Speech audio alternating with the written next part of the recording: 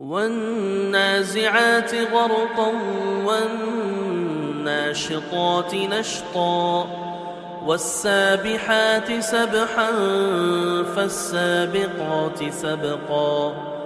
فالمدبرات أمرا يوم ترجف الراجفة تتبعها الرادفة قلوب يومئذ واجفة أبصارها خاشعة يقولون أئنا لمردودون في الحافرة أئذا كنا عظاما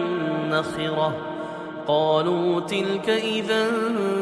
كرة خاسرة فإنما هي زجرة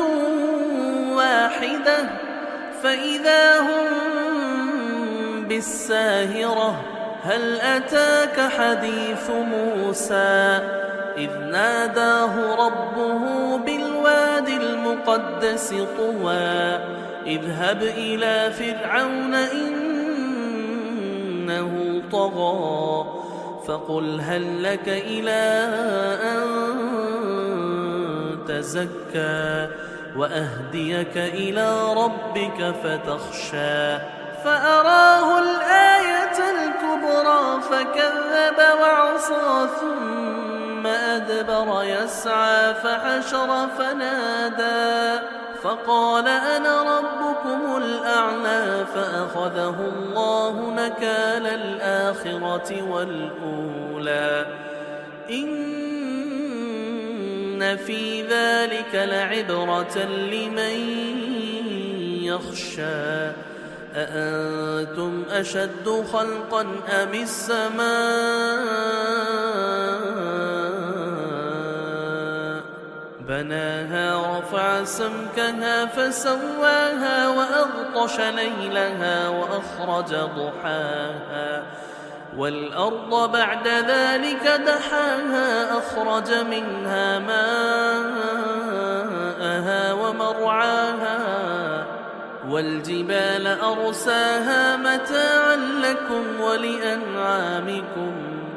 فإذا جاءت الطامة الكبرى يوم يتذكر الإنسان ما سعى وبرزت الجحيم لمن يرى فأما من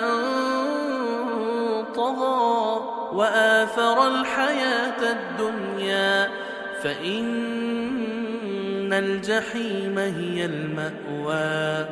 وأما من خاف مقام ربه ونهى النفس عن الهوى فإن الجنة